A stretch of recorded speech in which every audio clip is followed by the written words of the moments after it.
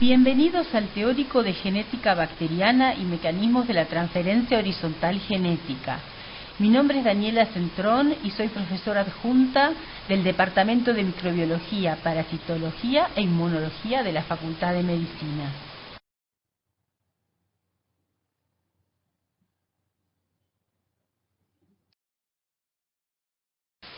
En el presente teórico tenemos dos objetivos principales. Uno de ellos es conocer los elementos del genoma bacteriano, para lo cual vamos a definir previamente qué es un genoma. Y el segundo objetivo es comprender la dinámica de los mecanismos involucrados en la transferencia horizontal genética y también involucrados en lo que son los fenómenos de la patoadaptación genómica. La idea es que podamos responder, luego de este teórico, qué son las bacterias, cómo están compuestas, cómo es y qué es el genoma bacteriano, cómo se reproducen las bacterias, cómo diseminan las bacterias, cómo comparten la información genética, entre otros temas que vamos a ir tratando. La gran pregunta es, ¿cómo definimos a las bacterias? Son organismos unicelulares que se reproducen por fisión binaria, a diferencia de todo el resto de los seres vivos, y que salvo excepciones viven libremente y miden entre 0,1 a 10 micrones. Si vemos los tamaños relativos de las bacterias con respecto a los virus, vamos a ver primero que hay distintos tamaños de las bacterias, ¿está bien? Staphylococcus aureus, por ejemplo, es mucho más grande que una clamidia. Y las bacterias, en general, son mucho más grandes que los virus. Con respecto al genoma de las bacterias, este varía muchísimo. Puede ser muy pequeño, como el caso de Mycoplasma genitalium, hasta 10 veces más grande, como puede ser el caso de Nostoc puntiforme, o de algunas bacterias también que pueden ser patógenas de humanos, como Mycobacterium pneumatis o Pseudomonas aeruginosa. Para poder comprender qué son las bacterias, tenemos que hacer siempre un poco de historia. Si este reloj representa el tiempo de vida de nuestro planeta Tierra, vemos que las bacterias fueron los primeros seres vivos en aparecer, y a medida que fue pasando el tiempo y que hubo muchos cambios a nivel geológicos y a nivel meteorológicos en el planeta Tierra, las bacterias siempre se fueron adaptando. A tal punto que cuando surgieron las primeras bacterias fotosintéticas, estas fueron capaces de cambiar la composición de la atmósfera terrestre, empezó a haber más oxígeno, lo que permitió de hecho que se pudieran adaptar otros seres vivos, tales como los mamíferos, las plantas y en los últimos segundos de la vida del planeta Tierra, el ser humano. Y las bacterias también se fueron adaptando a vivir en simbiosis, en distintos tipos de interacciones con el ser humano.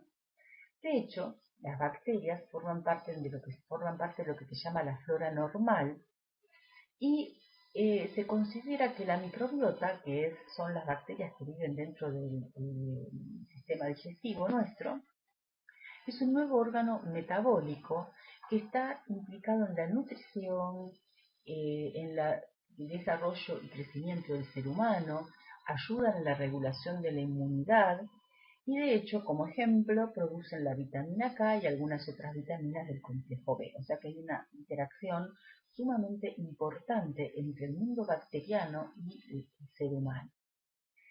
De hecho, hay 10 veces más bacterias, por ejemplo, que células propias.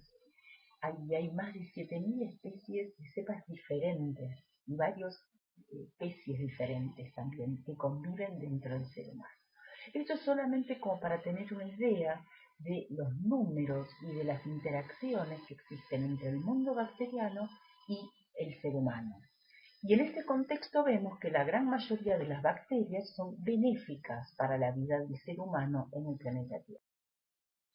Este es el árbol de la vida, digamos, los 3 dominios que hay, en base que se ha hecho un árbol filogenético que se ha hecho en base al ARN ribosomal, y tenemos tres grandes grupos, las eubacterias, las arqueas y las eucarias.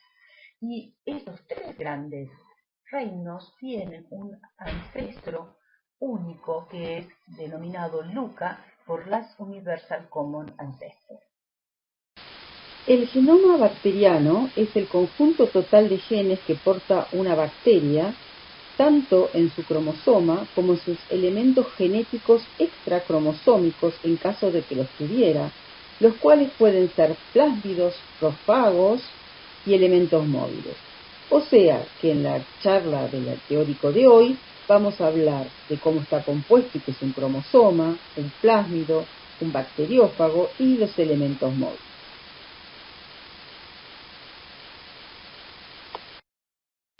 El cromosoma bacteriano está compuesto por ADN, doble cadena, es circular, se encuentra superenrollado, es haploide, o sea que solo posee una copia de cada gen, y puede tener de 1000 a 6000 kilobases. La bacteria más pequeña que se ha secuenciado hasta el momento posee 140.000 pares de bases y es la especie Personella rudi. Lo especial en esta especie bacteriana analizada es que redujo tanto su genoma que según la definición actual no podría ser considerada ser vivo, ya que le faltan importantes genes para la síntesis de su envoltura celular, así como para su metabolismo. El tamaño mínimo de un genoma bacteriano se estima en general en 400.000 pares de bases. Lo que permite la existencia de esta especie bacteriana Personella rudi es su estilo o forma de vida. Solo puede sobrevivir en una especie particular de pulga, a quien a cambio de los nutrientes y las funciones celulares que esta pulga le provee, esta especie bacteriana la abastece con aminoácidos esenciales que este insecto no sintetiza ni puede sintetizar. Esta relación entre dos seres vivos es llamada simbiosis y está muy extendida en la naturaleza. Entonces, las principales propiedades del cromosoma bacteriano, que son las que le permiten perpetuarse de una célula madre a una célula hija, son la replicación y la expresión de los genes. A medida que fueron avanzando la cantidad de genomas bacterianos que se fueron secuenciando a lo largo del tiempo, que hoy en día ya son muchísimos, se sabe que hay algunas especies que poseen un cromosoma y hay otras que poseen hasta 2 y 3 cromosomas.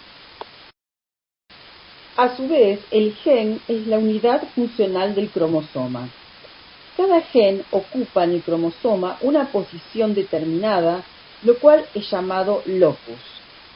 El conjunto de genes de una especie es lo que se denomina genoma.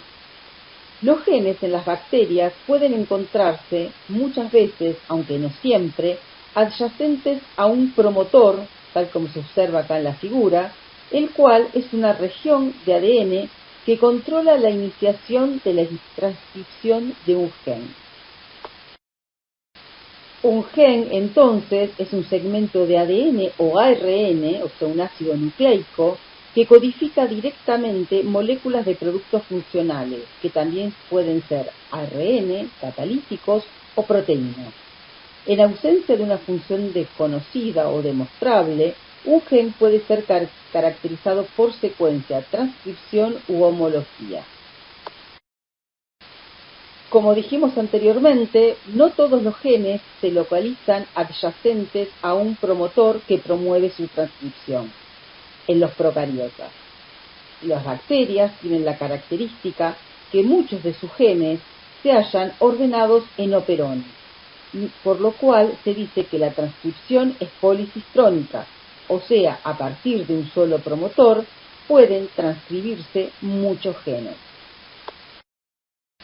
Los plásmidos son moléculas de ADN extracromosómico, generalmente circular, aunque pueden ser lineales, que se replican y que tienen la característica de transmitirse independientemente del cromosoma bacteriano. Están presentes normalmente en las bacterias, pero también se los puede encontrar en las arqueas y en algunas ocasiones en organismos eucariontes tales como las levaduras. Su tamaño es muy variable, puede ser desde 1 kilobase, o sea 1000 pares de bases, hasta 800 kilobases. Además, el número de plásmidos varía según el tipo de plásmido, desde una copia por célula bacteriana hasta algunos cientos por célula. Los plásmidos portan información que ayuda a las bacterias a adaptarse al medio circundante y a su evolución. Hay que tener en cuenta que forman parte del mobiloma. Cada uno de los plásmidos aporta funciones que la bacteria receptora no poseía en el cromosoma. Así es como hay plásmidos distintos que pueden ser adquiridos por una Escherichia coli comensal y convertir a esta Escherichia coli comensal en una Escherichia coli enteropatógena, o dependiendo del plásmido, en una Escherichia coli enterotoxigénica, o si es otro plásmido, convertirla en una Escherichia coli enteroinvasiva. Así es como la Escherichia coli enteropatógena adquiere el plásmido PAF, el cual posee los genes que codifican para la fimbrias BFP, que es el determinante de patogenicidad de este virotipo.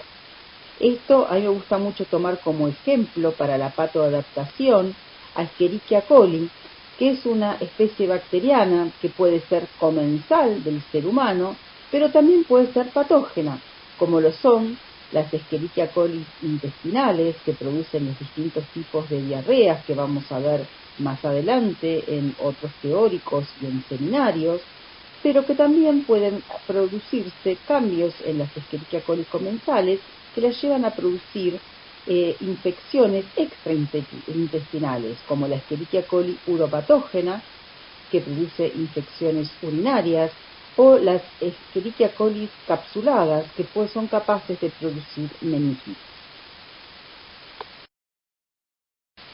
Entonces, el concepto importante en el proceso genómico patoadaptativo es que una cepa bacteriana puede ser, digamos, inocua para el ser humano, pero que por la adquisición de determinados plásmidos puede convertirse en patogénica. Ya vimos los casos y el ejemplo de las Escherichia coli comensales y los distintos virotipos de diarreas, pero también tenemos otros plásmidos de relevancia asociados a virulencia, como el caso de los plásmidos que codifican para las toxinas factor edema y factor letal en Bacillus anthracis.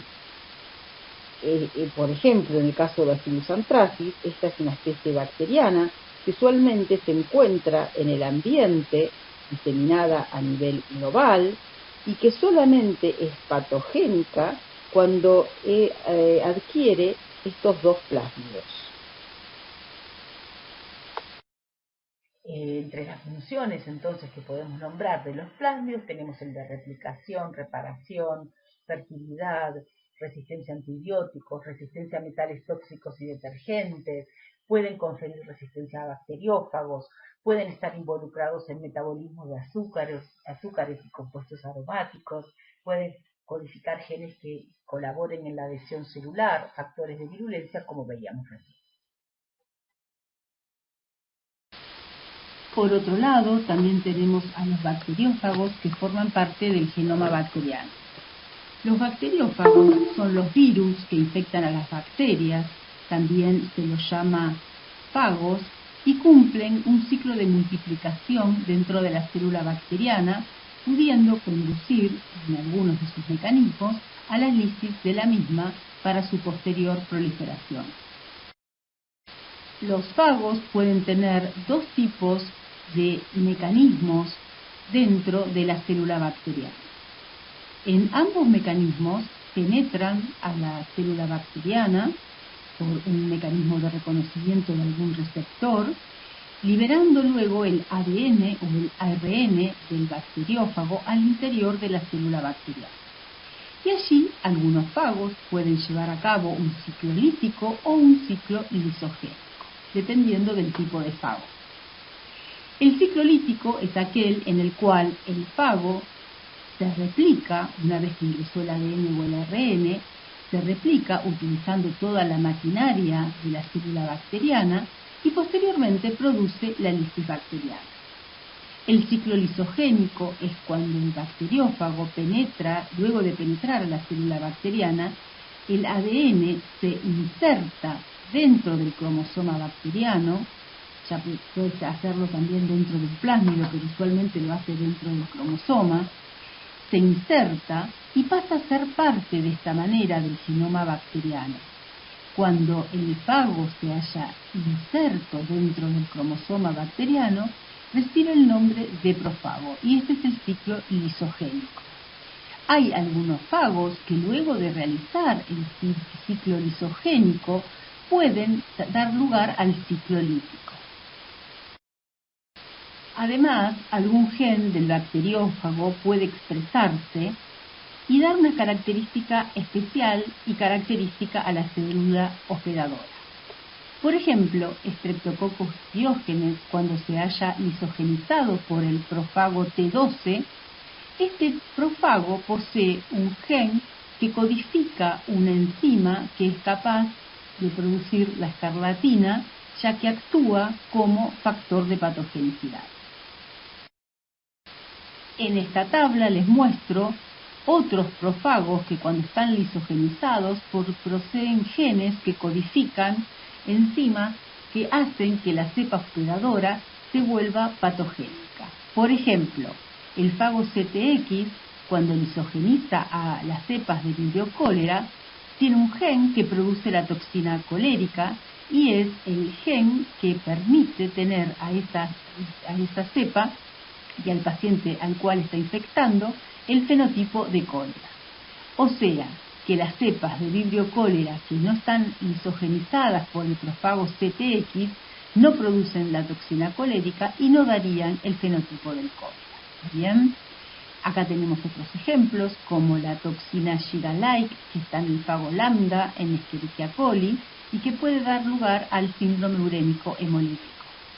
El caso del fago clostridial que posee un gen que codifica para la toxina botulínica y que al estar lisogenizando a Clostridium botulinum da lugar al botulismo. Y es el mismo caso en la difteria y en la escarlatina, como vimos anteriormente. Por último, los últimos elementos que vamos a hablar como componentes del genoma bacteriano son los elementos móviles del ADN bacteriano. Son las secuencias de inserción, también llamadas IS, los trasposones simples, los trasposones compuestos, los trasposones conjugativos, las islas genómicas y el sistema integron-cassette, de cada uno de los cuales yo les voy a hablar en detalle en lo que prosigue en la clase de hoy. Los trasposones fueron descritos por primera vez en la década del 40 y fueron descritos a nivel fenotípico, y los primeros en ser descritos fueron los trasposones que se encuentran en el maíz, en estos granos del maíz que ustedes ven acá, y que la persona que los describió por primera vez, Barbara McClintock, ella lo que sugirió es que existían elementos saltarines que eran los que determinaban los cambios de colores en cada uno de los granos del maíz. ¿Bien? Y esto fue demostrado a nivel genético muchos años más tarde.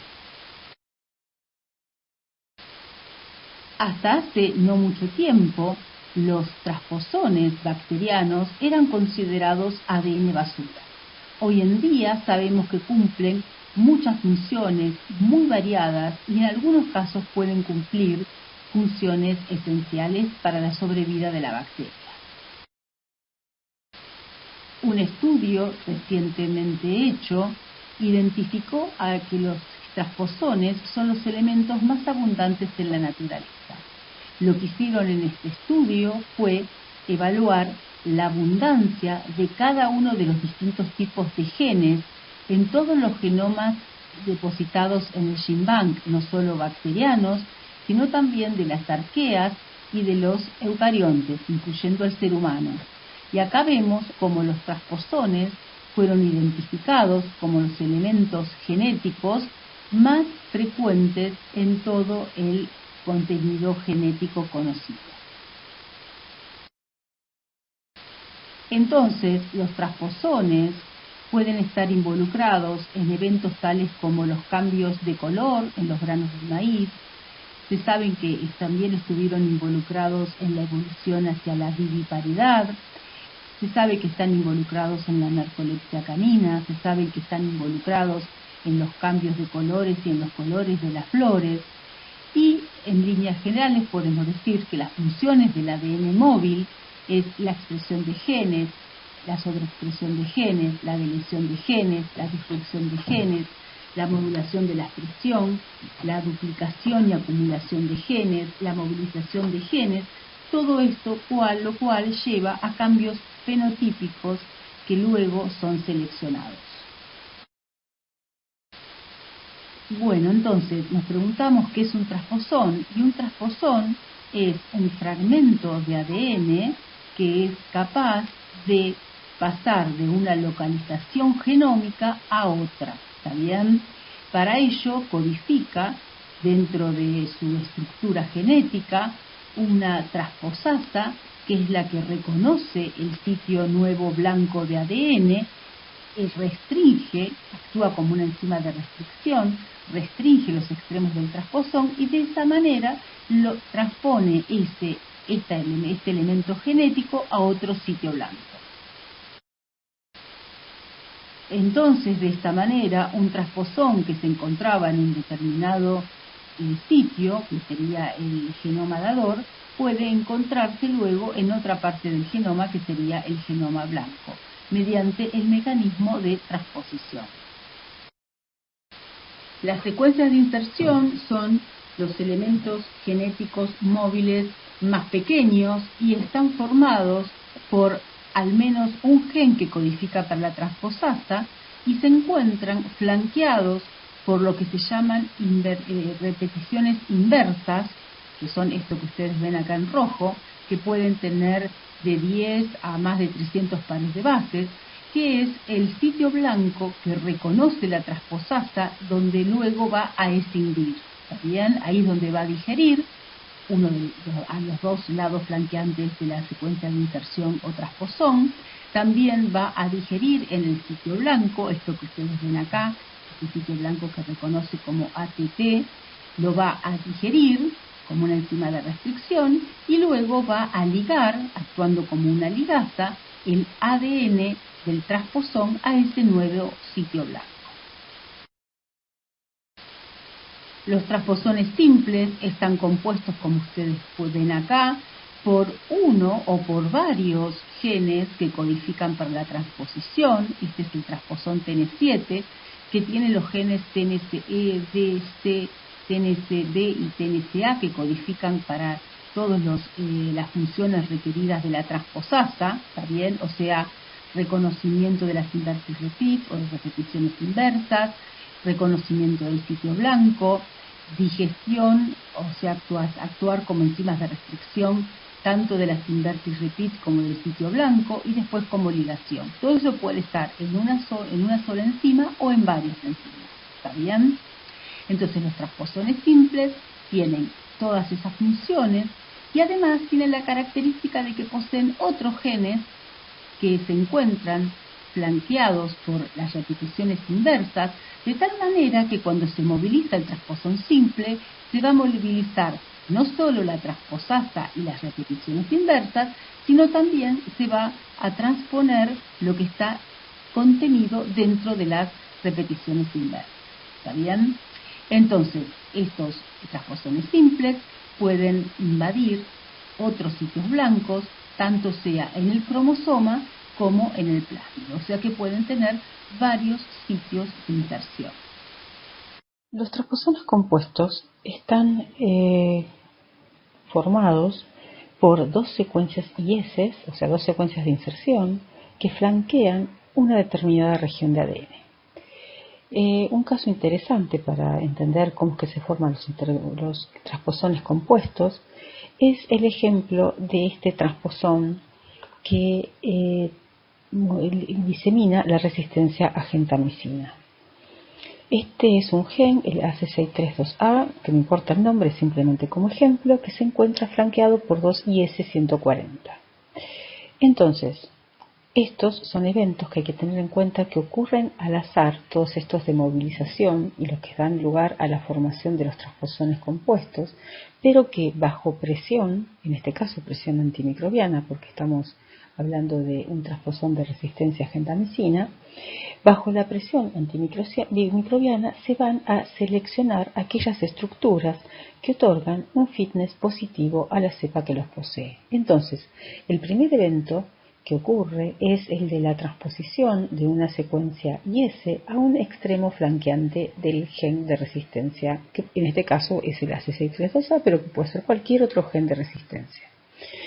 También por azar, en el otro extremo de este gen, se puede, insertar una segunda IS, en este caso hay dos IS-140, y de esta manera se forma el transposón compuesto.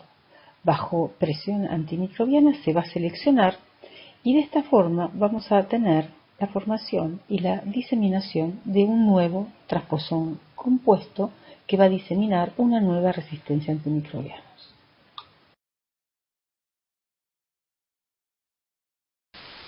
Después tenemos los transposones conjugativos, que son aquellos transposones que se encuentran insertos dentro del cromosoma de una célula bacteriana, pero que dentro de su estructura tienen todos los genes que codifican para un proceso llamado conjugación, que es el cual les permite pasar de una célula bacteriana, como ustedes ven acá, a otra célula bacteriana.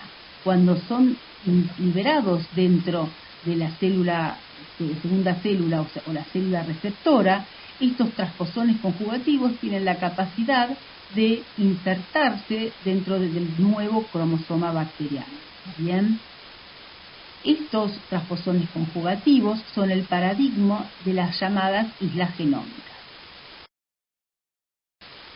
Entonces, las islas genómicas, o también llamadas alienígenas, pueden estar localizadas tanto en cromosoma como en plásmidos, y se las identifica a nivel genómico porque poseen un porcentaje G más C diferente al resto del genoma bacteriano. Un ejemplo de una isla genómica son la isla de patogenicidad de Escherichia coli enteropatógena, que contiene los genes que producen el borrado de microvellosidad. Otro ejemplo de isla genómica es la isla de patogenicidad de Clostridium difficile, cuyos genes que la componen tienen la capacidad de producir la colitis pseudomembranosa. O sea, que una cepa de Clostridium difficile sin esa isla de patogenicidad no va a producir la colitis pseudomembranosa. Fíjense qué importante es este concepto, porque justamente muchos diagnósticos de cepas patógenas se van a basar justamente en si poseen o no poseen estos genes de patogenicidad. Entonces estamos hablando que en la identificación de certeza bacteriana estamos identificando elementos que son móviles. ¿Está bien?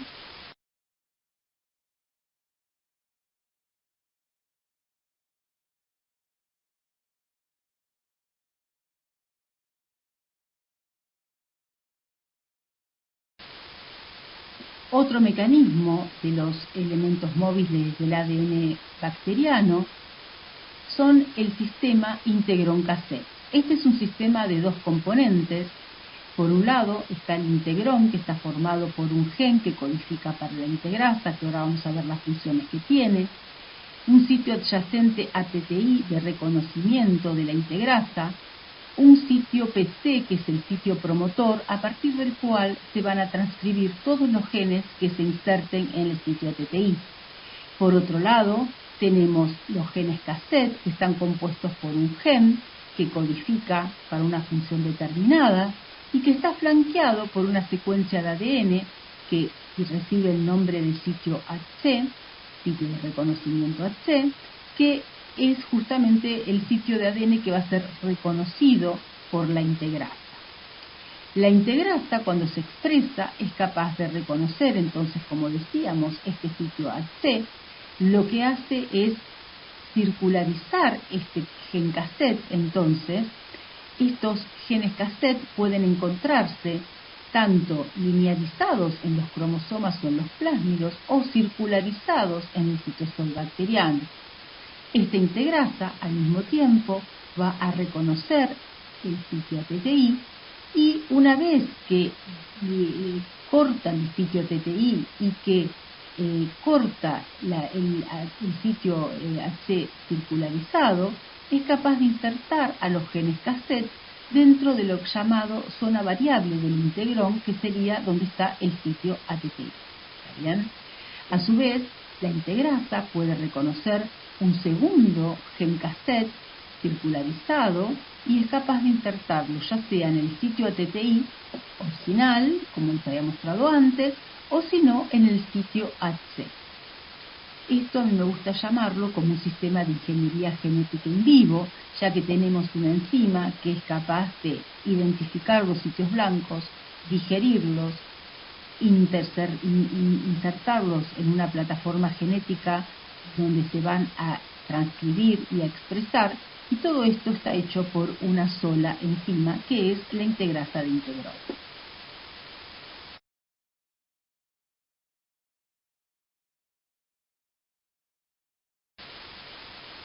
Entonces, en los integrones puede haber muchos rearreglos, ya que podemos tener un determinado ordenamiento de los genes cassette, como vemos en el integrón más arriba, pero la integrasa puede reconocer otros genes cassette, insertarlos ya sea en el ATTI, como les conté recién, o en los sitios ACET, e ir produciendo variaciones dentro de la zona variable del integrón.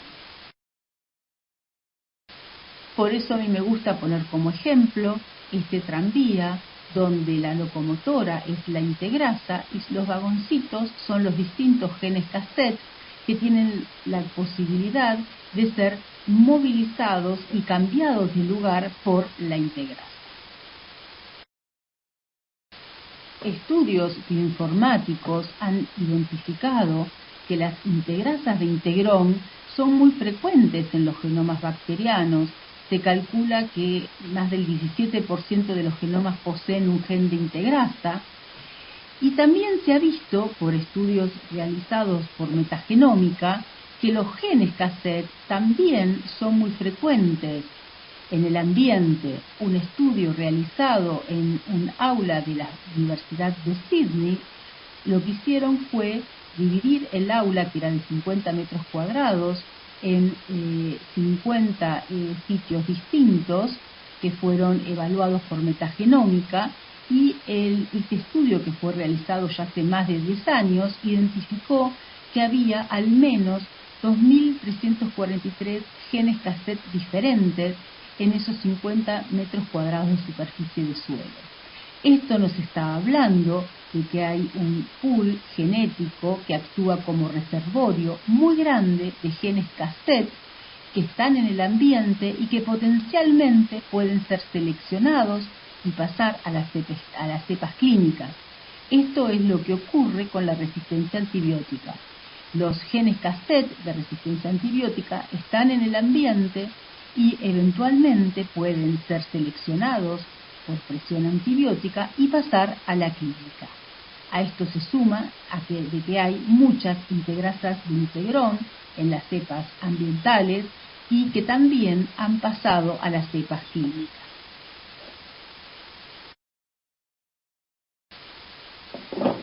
Hay dos tipos de integrasas de integrón. Están las integrasas de integrón que son ubicuas dentro de una especie, como es el caso de Vibrio cholera, que es una especie en la cual todas las cepas de Vibrio cholera tienen una integrasa de integrón, o sea que es un gen ubicuo dentro de una especie, es la llamada integrasa INT4, y después tenemos otros alelos de integrasas que tienen un 60-70% de identidad, por ejemplo, con esta integrasa de Vibrio cholera, pero que se hallan ubicados, rodeados de elementos móviles y que se hallan descritos generalmente en cepas clínicas. Estos son los integrones de clase 1 y los integrones de clase 2. Hoy en día hay más de 130 diferentes genes cassette de resistencia a antibióticos que codifican resistencia a todas las familias de antibióticos menos a tetraciclina. Y es interesante recordar que estos genes cassette son móviles, o sea que estamos viendo que la resistencia antibiótica en la gran mayoría de las cepas gram negativas es una resistencia móvil, ¿está bien? En este gráfico vemos cómo a medida que ha pasado el tiempo se han ido identificando más genes cassette de resistencia a antibióticos en cepas clínicas. A su vez, estos genes cassette de resistencia a antimicrobianos se localizan, obviamente, dentro de los integrones, pero estos integrones se localizan a su vez en transposones, que son elementos móviles, y también pueden localizarse dentro de islas genómicas o dentro de plásmidos. Esta asociación, cooperación entre los elementos móviles, garantiza su supervivencia en las distintas comunidades bacterianas. Acá tenemos una tablita que nos muestra sintéticamente los distintos tipos de elementos móviles que existen, que hay descriptos, y que son lo que dan lugar al llamado moviloma. Entonces tenemos islas de patogenicidad, que ya dijimos algunos ejemplos.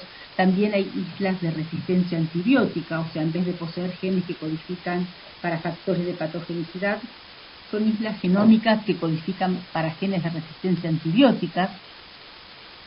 Dentro del moviloma tenemos los profagos, los transposones conjugativos, los superintegrones, los transposones en mosaico, los transposones compuestos, las secuencias de inserción.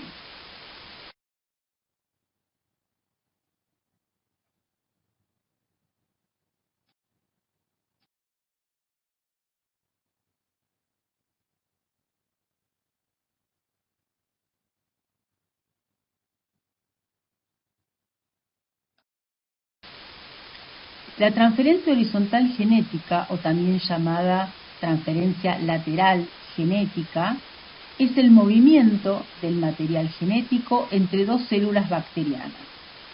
Pero es interesante notar que no solamente es el movimiento entre dos células bacterianas, sino que también la transferencia horizontal genética implica que ese ADN, una vez que se transfirió, tiene que ser incorporado por el genoma bacteriano de la célula receptora, tiene que ser fijado y heredado en forma vertical. O sea que son varios procesos involucrados.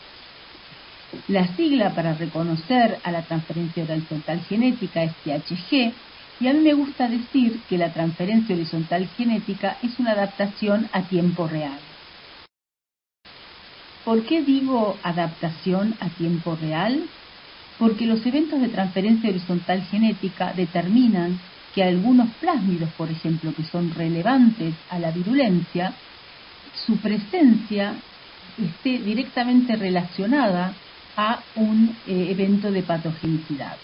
Este es el caso de la Sinus anthracis, cuyas cepas que poseen los plásmidos asociados a virulencia producen justamente esta enfermedad, el anthrax. Aquellas cepas que no poseen los plásmidos asociados a patogenicidad no producen esta patología. Otro ejemplo es el del profago T12, que al isogenizar alguna cepa de Streptococcus pyogenes le confiere la capacidad de producir la escarlatina. Acá tenemos otro ejemplo, el del tétanos, donde la adquisición de los plásmidos que poseen los genes de patogenicidad son los que le permiten a las cepas de Clostridium tetani convertirse en los causantes del tétanos. Entonces estamos viendo que hay cepas que son no patógenas para el ser humano, pero que por eventos de la transferencia horizontal genética, algo que ocurre en pocos segundos los lleva a convertirse en cepas patógenas y altamente patógenas como las que acabamos de describir. Por eso, para el estudio de la transferencia horizontal genética hay dos modelos biológicos muy interesantes para la clínica médica. Uno es el de la resistencia antimicrobiana y otro es el de la patoadaptación bacteriana.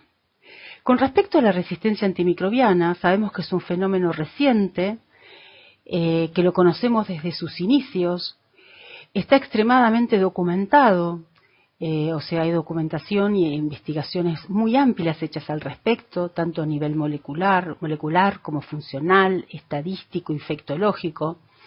Y la problemática de la resistencia antimicrobiana es un evento que ocurre y que está relacionado con el 80% de las resistencias son debido justamente a la transferencia horizontal genética. Entonces es un perfecto modelo biológico para estudiar a la resistencia antimicrobiana y a la transferencia horizontal genética. Es un ejemplo del proceso presión-selección-adaptación genómica en un tiempo limitado que nosotros lo hemos visto en no menos de 60-70 años. Por otro lado, el de la patoadaptación es interesante porque nos permite ver cómo las especies, adquiriendo por la transferencia horizontal genética distintos elementos usualmente relacionados a la movilidad, como plásmidos, islas genómicas, o transposones inclusive, o bacteriófagos, esto le permite el cambio de fenotipo y una cepa que es comensal, como es la Escherichia coli intestinal, puede pasar a ser patógena en gran medida gracias a los eventos de transferencia horizontal genética. Entonces, la resistencia antimicrobiana y la patoadaptación nos permiten estudiar la transferencia horizontal genética desde un punto de vista molecular, funcional y también, digamos, poder hacer análisis evolutivos de hacia dónde pueden llegar, digamos, a irse adaptando estos dos modelos biológicos en función de los eventos de la transferencia horizontal genética.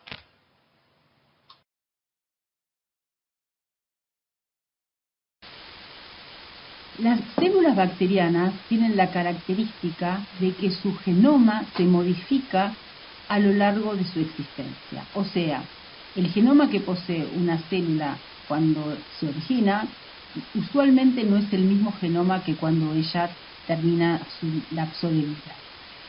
Esto se debe a que las células bacterianas son capaces de adquirir elementos genéticos por diversos mecanismos que vamos a ver ahora, pero también hay que considerar que tiene una capacidad muy alta cada una de las células bacterianas de perder los elementos genéticos. O sea que así como gana ADN o RN, también es capaz de perder. Los procesos por los cuales las células bacterianas adquieren elementos genéticos son la duplicación genética, la transferencia horizontal genética, que es el tema que estamos charlando ahora, recombinación homóloga, recombinación no homóloga y recombinación sitioespecífico. O sea, lo que podemos concluir es que el contenido genómico bacteriano es dinámico. El evento de la transferencia horizontal genética comenzó a conocerse más en profundidad cuando se empezaron a secuenciar genomas bacterianos. Esto empezó a ocurrir hace no más de 20 años. Cuando se secuenciaron los primeros genomas, se secuenció un genoma de cada especie bacteriana. O sea, había una cepa de Escherichia coli secuenciada y una cepa de Mycoplasma genitalium. ¿Está bien? Esto fue en el año 2000. Cuando se compararon los genomas, se vio primero que había genomas más pequeños que otros, como ustedes pueden ver en este gráfico, pero también se vio que había especies bacterianas que tenían más cantidad de ADN móvil que otras. ¿Está bien?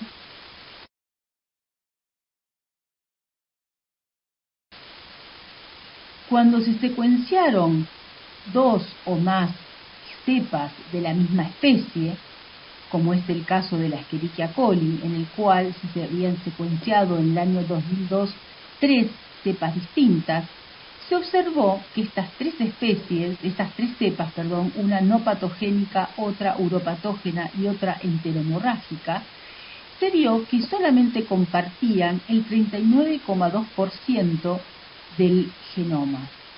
El resto del genoma no lo compartían. Entonces, a partir de estas observaciones que se vio que ocurrían no solo en Escherichia coli, sino en todas las especies bacterianas, se definió a lo que es el genoma core. El genoma core es aquellos genes que comparten todas las cepas de una especie.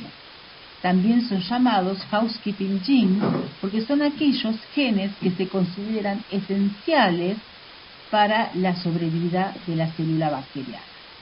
Después tenemos el genoma flotante, que es el genoma que se circula en algunas cepas, pero no en todas, y el pangenoma, pues el total de los genes secuenciados de una especie. Unos años después, en el año 2009, cuando ya había secuenciado 20 genomas de Escherichia coli, se vio que en realidad la cantidad de genes que componían el genoma core no llegaba al 11%, solamente compartían esos 20 genomas un 11% de genes en común. O sea que el resto del genoma era ADN flotante. O sea que podemos decir que hay un genoma core, el cual es compartido por todas las cepas de una misma especie, y hay otro genoma flotante que le va a dar características adaptativas, usualmente de relevancia, a la cepa que las posee. Esto es lo que se llama genoma flotante, o también genoma accesorio, o también genoma alienígena. Recibe diferentes nombres. Entonces, cuando se obtuvo conocimiento de este evento, se vio que no se podía definir a una especie bacteriana en función de su genoma, sino que había que definir a la especie bacteriana en función de su genoma core. O sea que el genoma core sería el conjunto de genes que pueden ser la base de una taxonomía. Los mecanismos de la transferencia horizontal genética son la transformación, la transducción y la conjugación. La transformación fue el primer mecanismo de la transferencia horizontal genética que fue descrita por Griffith en 1928, o sea, fíjense, antes de haber sido identificado el ADN como la base química de la herencia. Lo que hizo Griffith fue el siguiente experimento. Él trató ratones con células vivas de Streptococcus pneumoniae, células que tenían cápsula. ¿Está bien? Como ustedes saben, Streptococcus pneumoniae es una especie bacteriana causante de neumonía adquirida en la comunidad y también de meningitis. Es una especie que puede producir, digamos, enfermedades muy severas en el ser humano. Y lo que observó Griffith es que cuando él inyectaba cepas de Streptococcus pneumoniae capsuladas a los ratones, todos los ratones morían. Cuando él inyectaba a los ratones células no capsuladas, los ratones no morían. Posteriormente lo que hizo él fue eliminar por calor, digamos, a las bacterias de Streptococcus pneumoniae, de tal manera que cuando fueran inyectadas al ratón, a los ratones, estas iban a estar muertas por el calor. Y observó que obviamente los ratones sobrevivían. Era como si no les hubiera inyectado nada o como si les hubiera inyectado células de Streptococcus pneumoniae no capsuladas. Posteriormente, a los ratones les inyectó la combinación de células vivas, no capsuladas, y también células bacterianas de Streptococcus pneumoniae muertas por calor. Y observó que los ratones se morían. Cuando sacó sangre de estos ratones muertos, él observó que aislaba células bacterianas de Streptococcus pneumoniae capsuladas. Entonces lo que él dijo es que había un factor de transformación que estaba en las células muertas por calor de Streptococcus pneumoniae, que pasaba a las células de Streptococcus pneumoniae no capsuladas y que eso les confería la capacidad de ser capsuladas. Y eso él lo denominó factor de transformación. Años más tarde, trabajando en un modelo similar, en 1944, el grupo de Ivory, McLeod y McCarthy identifican que el ADN purificado es el factor de transformación y que es la base química de la adherencia. O sea que el ADN de las células no capsuladas de Streptococcus pneumoniae transformaba a las rugosas. Este ADN podía incorporarse por transformación a otra cepa bacteriana. La transformación es un evento usual entre las bacterias y tiene muchas funciones. Por un lado, como sabemos, es uno de los mecanismos de la transferencia horizontal genética, o sea que son genes que va a adquirir el genoma receptor.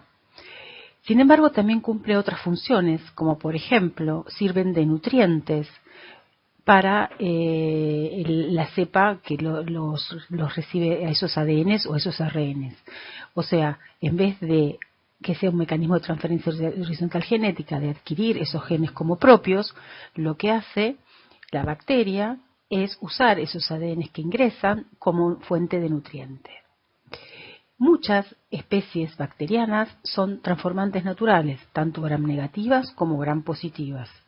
Por ejemplo, Streptococcus pneumoniae es un transformante natural, Neisseria gonorrhoeae, Acinetobacter baumannii y muchas cepas ambientales. También hay que saber que es factible a cualquier especie bacteriana, casi, siempre hay excepciones obviamente, pero hacerlas transformantes artificiales. Se los hace competente natural a la cepa bacteriana y de esa manera se puede realizar la transformación artificial. Como todo proceso biológico, la transformación requiere de varias etapas. En el caso de Neisseria gonorrhoeae, estamos enfrente de una especie que, a diferencia de otras especies, tiene un estado de competencia continuo, o sea, que puede ser transformada en cualquier momento. El primer paso es cuando el ADN del medio extracelular se adhiere al sistema de secreción tipo 4 de la célula bacteriana de Neisseria gonorrhoeae. Luego de esta unión, hay un reconocimiento por parte del sistema de secreción tipo 4 de una secuencia de 10 pares de bases que son llamadas DUS por DNA Uptake Sequence, que se encuentran frecuentemente en el cromosoma del género de Neisseria. De hecho, se vio al secuenciar distintas cepas de este género que en el caso de Neisseria gonorrhoeae hay 1965 copias de DUS, lo cual significa que cada 1000 pares de bases hay una de estas secuencias. Y lo mismo ocurre en las otras cepas de Neisseria. Hay que tener en cuenta que el medio ambiente donde va a habitar Neisseria gonorrhoeae es la epidermis, digamos, del sistema urinario y del sistema genital, tanto en hombre como en mujer. Ese hábitat, en algunos casos, también de la flora bacteriana circundante, tanto de la uretra como de la vagina, se encuentran otras bacterias del género Neisseria.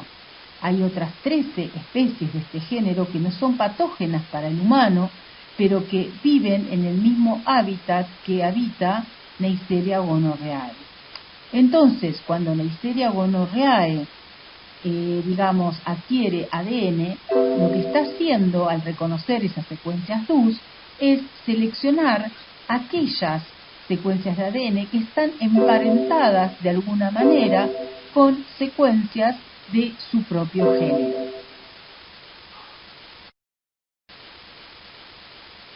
Luego de la incorporación del ADN, o sea, luego de que ya fue reconocido, es incorporado al citosol bacteriano por el sistema de secreción tipo 4.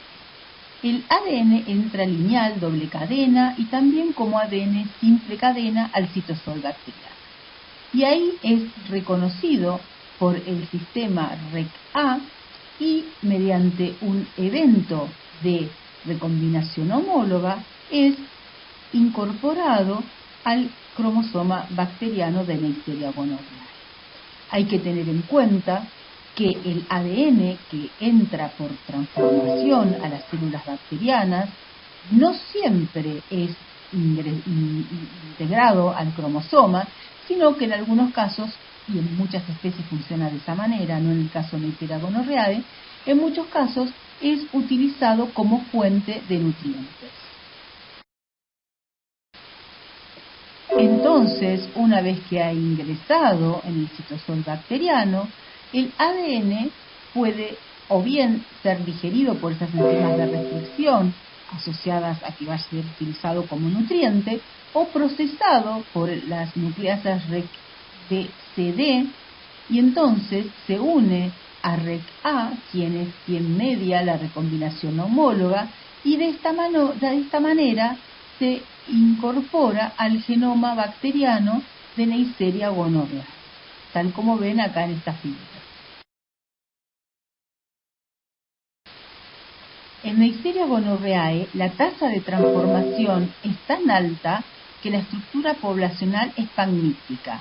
Esto significa que no existen dos genomas iguales en Neisseria gonorrhoeae, y la razón es que sufre constantemente procesos de transformación, de tal manera que siempre está incorporando ADN homólogo perteneciente a otras,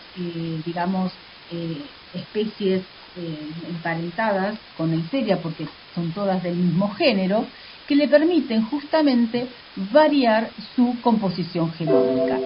Un ejemplo de patoadaptación es el caso de las adhesinas, las cuales son altamente antigénicas y presentan una conformación en un momento, pero que gracias a la transformación van modificando continuamente esa composición, de tal manera que cuando se monta una respuesta inmune contra esas primeras adhesinas, luego cuando se forman los anticuerpos, esos anticuerpos ya no reconocen más a estas adhesinas porque ya cambiaron su conformación, por lo cual tienen que volver a formarse nuevos anticuerpos, lo cual obviamente lleva un tiempo, que es lo que le permite a las cepas de Neisseria gonorrhoeae adaptarse a lo largo del tiempo y sobrevivir dentro del ser humano. Esta es la razón por la cual la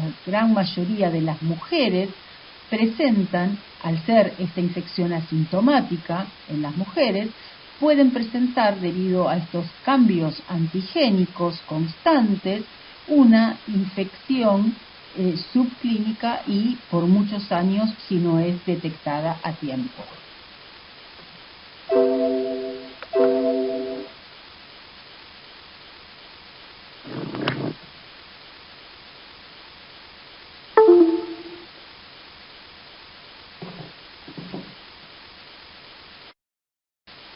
Otro mecanismo de transferencia horizontal genética es la conjugación, que fue identificada en el año 1946. En la conjugación tenemos que hay una interacción entre dos bacterias, una cepa dadora y otra receptora.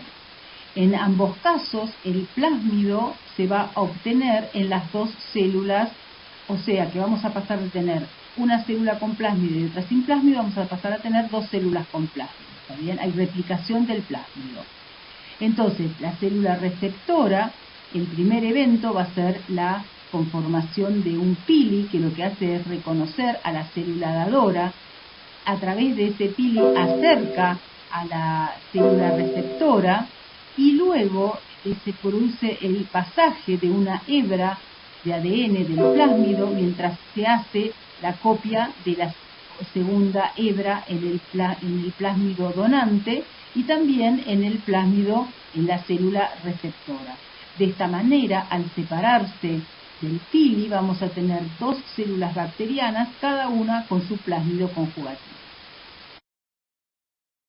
Entonces, las etapas de la conjugación, como dijimos recién, involucran la síntesis del pili, el ensamblado del pili, posteriormente el acercamiento de las 2 células bacterianas, la receptora y la dadora. El pili puede reconocer diferentes receptores en la célula receptora. Posteriormente, ocurre la transferencia de una sola cadena de ADN que va en el extremo 5' y que es acompañada por la síntesis continua de la cadena de ADN complementaria en la célula donante. Hay que remarcar que al igual que en la transformación, este proceso de conjugación también ocurre a través de un sistema de secreción de tipo 4. Mientras tanto, en la célula receptora, el ADN simple cadena transferido sirve como templado para la síntesis discontinua de la cadena complementaria. Hay plásmidos muy importantes de relevancia en la clínica médica, tales como los plásmidos conjugativos, que pueden poseer hasta 70 u 80 determinantes de resistencia a antibióticos. Y estos se suelen encontrar justamente en plásmidos conjugativos, que tienen la capacidad de pasar de una cepa a otra, aun siendo cepas de distintas especies bacterianas. Por último, el último mecanismo de transferencia horizontal genética que vamos a ver es la transducción, que fue identificada en 1951 en un modelo de salmonela. Acá podemos ver, por ejemplo, una microfotografía electrónica del bacteriófago 7,4 infectando a Escherichia coli. En el evento de transducción, el fago que se replicó produce la lisis bacteriana, y al producirse la lisis bacteriana y al encapsilarse los fagos, pueden llevar algunos fagos el ADN del fago, pero hay otros fagos que pueden llevar, además del ADN del fago, ADN que es de la célula que estaban infectando, o sea que contienen ADN de la célula huésped. Entonces, ese ADN que proviene de la célula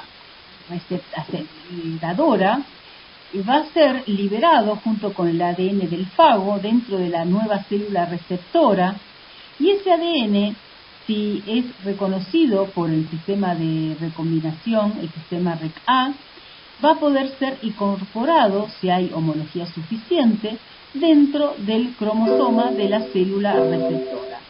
Si este evento ocurre, entonces diremos que tuvo lugar a cabo el fenómeno de transducción.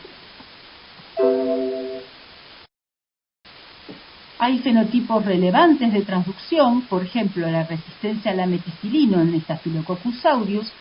Está sugerido de que justamente se produce a eventos de transducción. Como síntesis, podemos decir que en las etapas de la transferencia horizontal genética hay una dinámica intercelular entre una bacteria, que es la receptora, y plásmidos o islas genómicas que pasan por conjugación con otra célula dadora. Este genoma exógeno debe ser fijado por eventos de recombinación homóloga, también por eventos de recombinación no homóloga.